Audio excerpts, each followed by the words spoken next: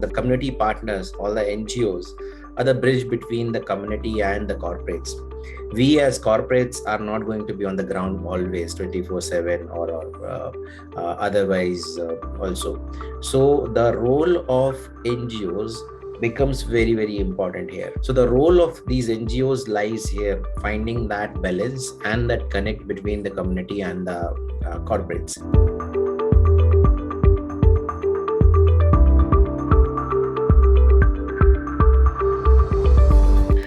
Good afternoon, everyone.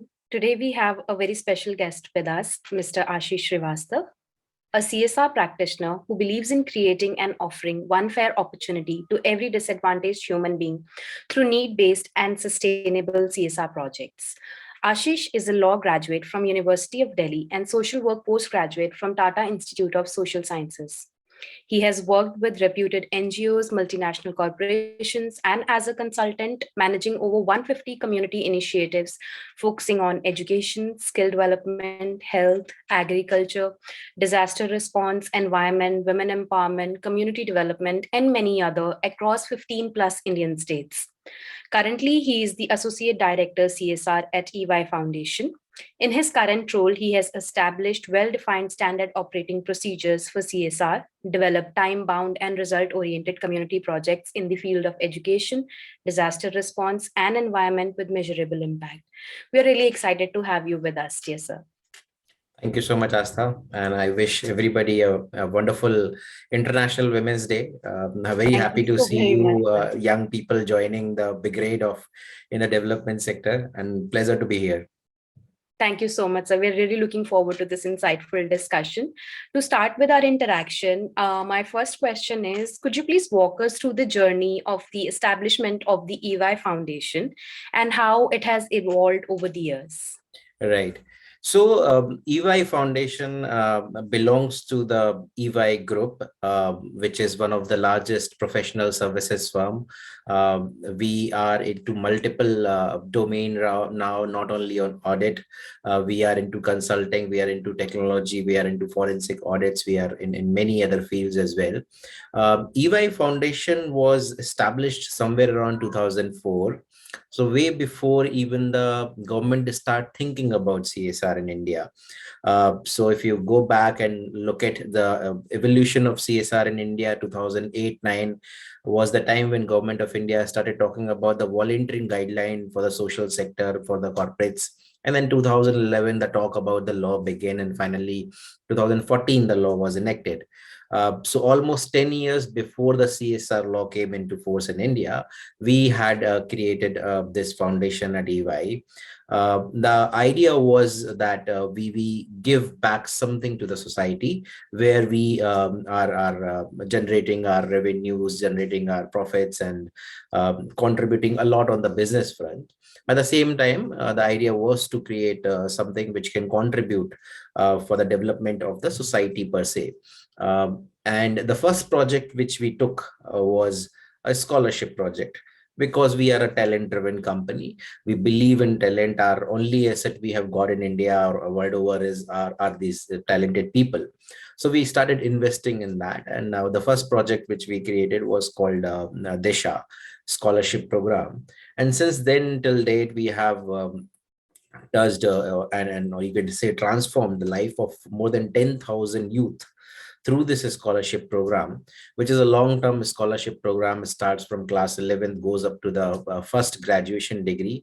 And I'll be very happy to know that almost 70% of them are girl child. Most of them are the first graduate in their family, all these girls. So that's the evaluation. And so that was the first project which we did in education. Then there was a couple of small projects supporting some community center or similar activities across India. Then we went into some forestation kind of thing. We started planting trees. So till date, we have planted around 1.2 million trees across India, and which are done in a very structured manner with the carbon credit and other processes tagged to them. So that was a second initiative which we undertook. Way back in 2010, we have done a very interesting intervention called Toon Masti. This is basically digital content. If you go on YouTube, you'll be able to find them, and we have crossed almost 5 crore plus views on those. These are very interesting videos on early learnings for the kids in English and Hindi language in 2010. So something which is happening today, some of the edutech company which are talking about today, we have already done it in 2010, and this is already used by 5+ state governments in their government schools, especially in the northern belt, because of language issue, Hindi and English. But there are states in southern parts who are now translating these videos, are going to use them. So in a way, what I want to convey is basically we were way ahead of time, even when it comes to not only formulating EY foundation, but also in terms of interventions. So yeah, that was the time. And now if I talk about today, our key focus areas are three. One is education and skilling. So the second one is entrepreneurship, where we work with women and youth to create social enterprises. And the third is environment, where we primarily focus on water, air pollution, and green forestry, basically. So yeah, right now, if I talk about in terms of our presence, we are present in 11 plus states. We have impacted close to 1 million plus lives in last 15 years. And yeah, our people are involved, and we have leveraged a lot of government schemes to drive benefits to our people. And those, in terms of valuation, they are almost 300 crore rupees plus in last 10 years. Yeah. Thank you so much, sir, for sharing your journey with us. It's incredible to hear all the good work that you're doing. And in fact, the one point that you mentioned of leveraging the government schemes to benefit the beneficiaries, partnerships and convergence are key to any successful CSR program. Absolutely. Moving forward, in your experience of working with high caliber NGOs, how do you think more value can be added to corporate NGO alliance to maximize the last mile impact? Absolutely. So one thing which I again firmly believe in is that the community partners, all the NGOs, are the bridge between the community and the corporates. We as corporates are not going to be on the ground always 24/7, or otherwise also. So the role of NGOs becomes very, very important here, right? Because they will have to walk in, or sit in the two boat kind of place, where one boat belongs to the community which has expectation and the realities are different, whereas the other boat, which is corporate, has different expectation from these NGOs, right? So the role of these NGOs lies here, finding that balance and that connect between the community and the corporates. So that's where I think the crux of the development sector lies. If a NGO is able to create that balance, if they are able to create that synergy between these two elements, if they are able to rightly identify the needs, the issues, and then convey the same to the corporates, and then work along with corporates to design those strategies which are needed at the ground, then the success will follow, the impact will follow, the success stories will follow. Yeah. So basically, what you're trying to say, sir, is that community participation is a very important consider while designing programs along with the corporates. So Absolutely. that's So yes, generally what is happening, the trend which I see today is this process is reversed. The NGOs are aligning themselves to the request or the wishes of the corporate. I want to work in education. I want to support the higher education. So I have a program. Do you want to run it? Is the question which corporates are asking. Whereas I think that the process should be reversed completely, where the NGO should reach out to the corporate saying this is what the need is. See, I don't have vitamin D. I am low on vitamin D, so I need the injection or the tablets for vitamin D. Whereas the company is saying something else. So what is happening generally, that the NGOs are aligning themselves to the wishes or the vision of corporate and ignoring the ground realities. right? So that's why, again, go back to the first comment which I made, the bridge system, the bridge between the community and the corporate, and that role is very, very important. We don't hear those voices until somebody tells us. We are sitting in our nice cozy corporate offices with ACs on and with the fancy presentations running on our screens, right? They are there on the ground. They'll have to come back to us with the exact need and a very, very sorted plan intervention on that subject. Very well said, sir. Absolutely true there.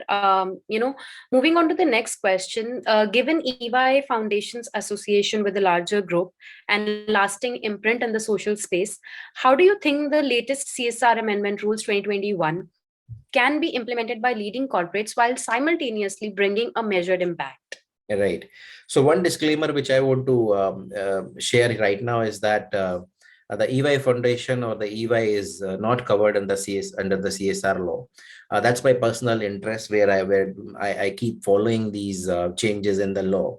And I had the privilege to join some of the very initial discussions around the CSR law or the National Volunteering Guidelines in 2008 onwards.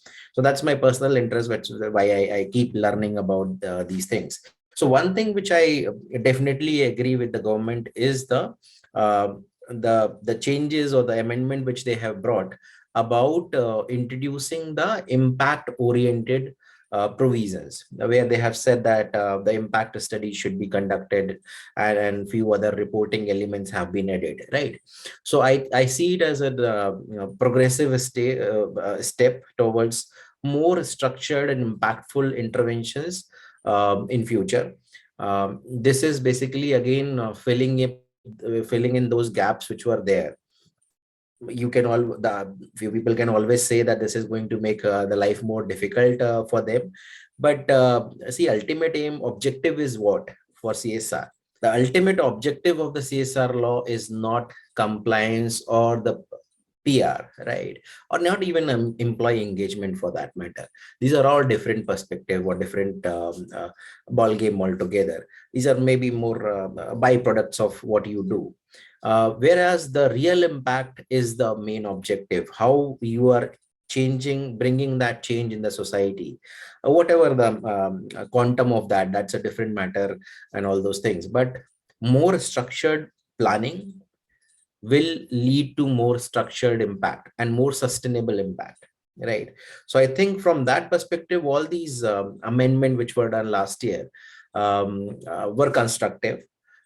Yes, this will impact more corporates in terms of they will have to devote more time into basically managing those reporting and documentation related processes, managing those flow of funds because of carry forward kind of clause which have been introduced, involvement of few more stakeholders, like the CFO has to sign the reports and all those things.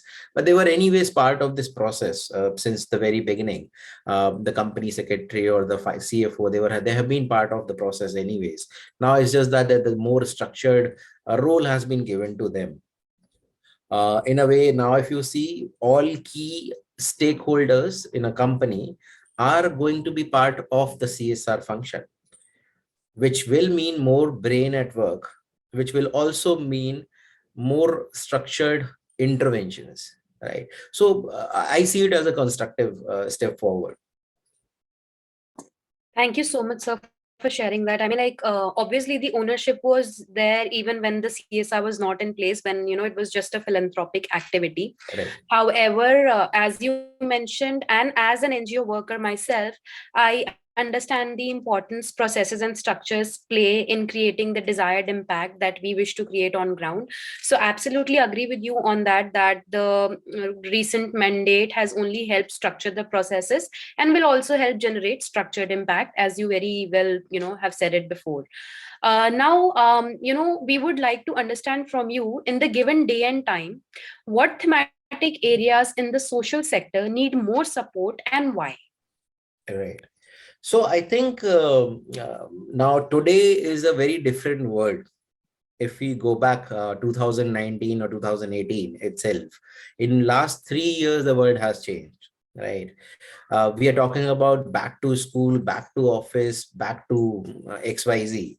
Uh, and we have to also understand the impact which has this pandemic has had. So yes, before that, and most of your studies, the CSR box studies have already informed us that where the money is flowing, mostly into education, healthcare. There were companies established in metro cities which were saying that health sector is not a priority for them. But everything has changed in last 24 months or so. Uh, so that's one side. The other side is the impact. Kids being away from school for almost 2 years, employees being away from their offices for 2 years, people losing jobs, people's income level coming down drastically. Simple example, I was talking to my regular guy who washes the car every morning. He also used to run a e-rickshaw during the day. Morning he washes the car for everyone in the society, and then in the evening during the day he drives that e-rickshaw.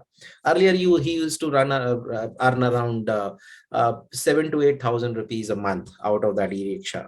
Now he earns less than 2,000 because people are traveling less, people are venturing out less, people are not going to metro and all those things. This is one story, right? So now he has started to work as a security guard as also as during the night. So wherein they are again investing themselves to go back to the same level of income, but this is going to take time.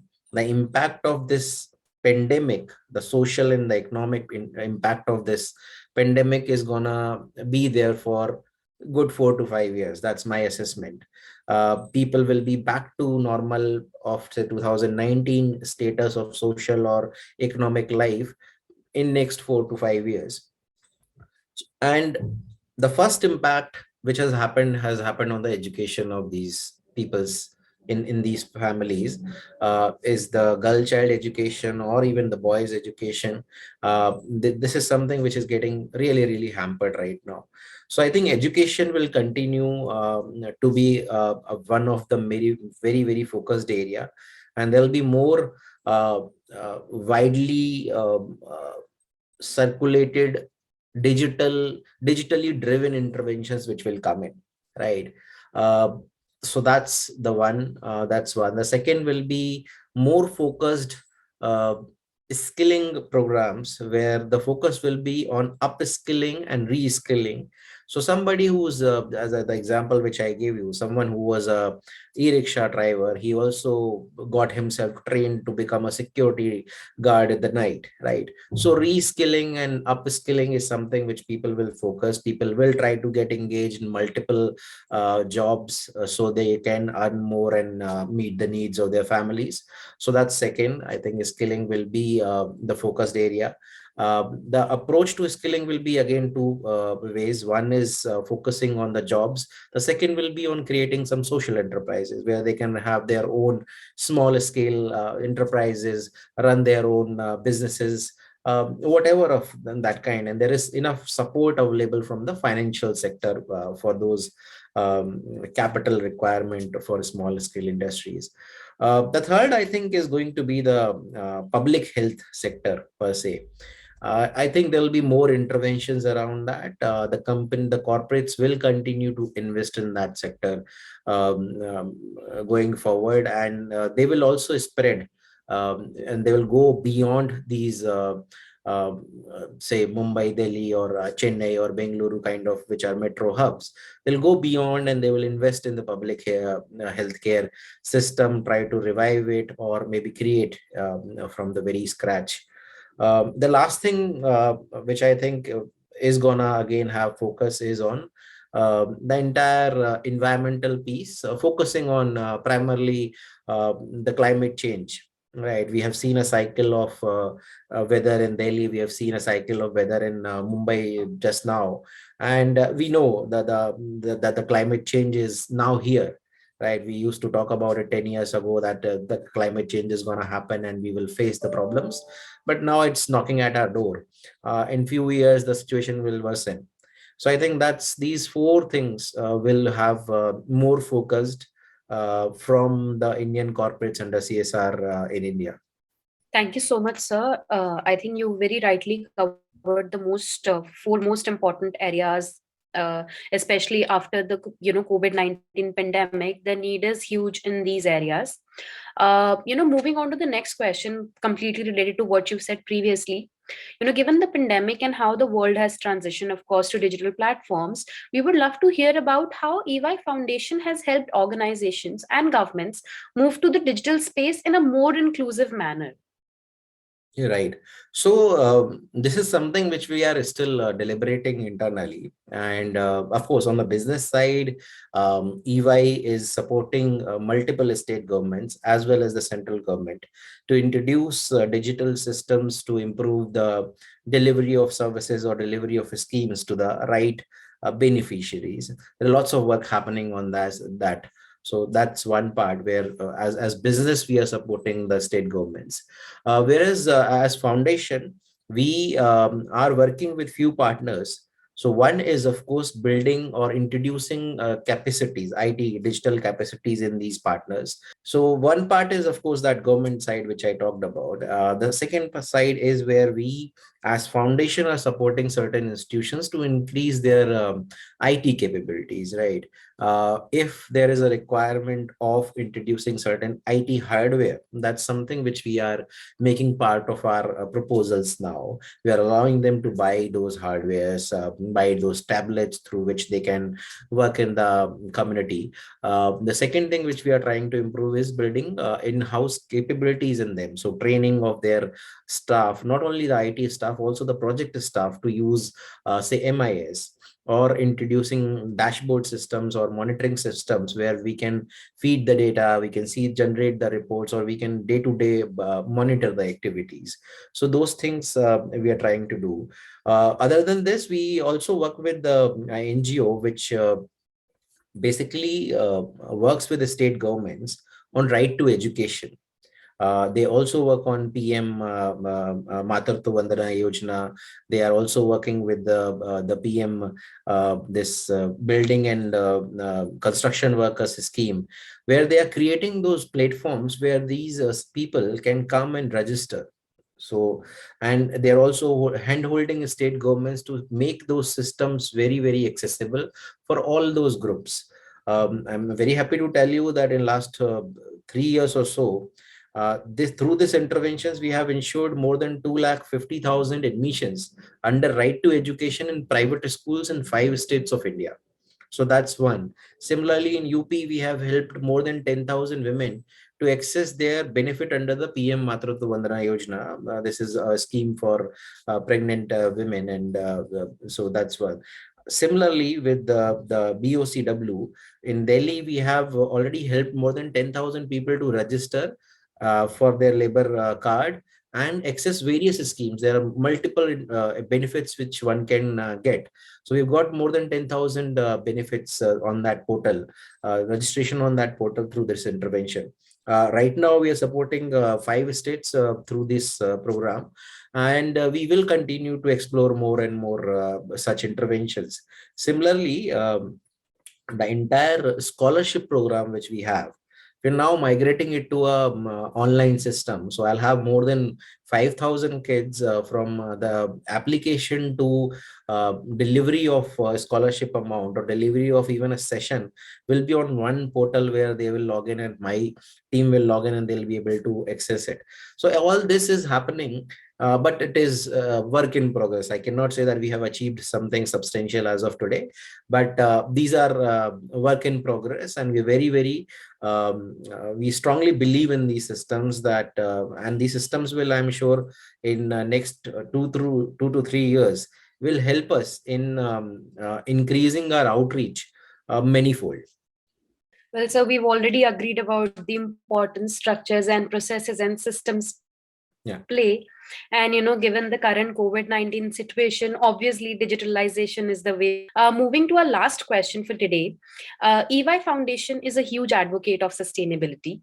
What steps would you suggest that small to mid-sized NGOs can take in terms of organizational development? So the first thing which I firmly believe is in the is in the capacity building of the teams which are working with the NGOs, uh, which are implementing the project or which are conceptualizing the projects, right? That's an area which is generally ignored. That's something where we should invest. And these days it is very easy, since there is lots of uh, resources or training programs which are available online as well. So that's something I am sure the NGOs, the leadership, they should focus on building capacities of their team. The second thing should what the NGO should focus on is decentralization and uh, creating the second line of leadership, right? Unfortunately, even today in India, 95% of the NGOs are mostly one men or one women army, right? They are personality driven NGOs or development organization. So they have to break that pattern, and because that hampers the sustainability of the organization. The moment this person retires or this person goes out of the system, everything collapses, right? So that's why I'm using both the words, creating the second line of leadership and decentralization. That cannot happen. Like your second in command, until unless they are empowered, they will never feel belong. They will never belong to that organization. So decentralization of power, authorities, resources, and then curating that second line of leadership is very, very important. Otherwise the sustainability we will always will talk in vain. The third thing is, of course, a more of a more focused approach to save for rainy days, right? Last 2 years people have seen that everybody jumped and everybody started donating to COVID related relief work. And then many organizations realized that they don't even have a basic corpus with them, right? So building that corpus is very important. At least they should have a corpus which can sustain them for a good 24 to 30 months. That is the minimum requirement which should be there, right? So this is the third thing. And maybe the last thing, which is about the technology. I think this is the time when the development sector should focus on adoption of technology into every aspect of their operation, right? You as a NGO, you're working with corporates which are technology driven, which are using the latest technology. Now you cannot just be uh, incompatible with that, right? So that's one part, being competent with your partner, the corporate partner. So you should definitely introduce the digital interventions, improve your digital or technological capacities, and also from the outreach perspective. We've had such an insightful and exciting conversation about the most important elements of sustainability, CSR, or how NGOs can work more efficiently given the resources and the expertise they have with them, and other areas that they can improve on to create the desired impact on ground. Thank you so much for this discussion. It was really wonderful to have you, sir. We wish you all the very best for your future endeavors. Thank you, sir. Thank you so much.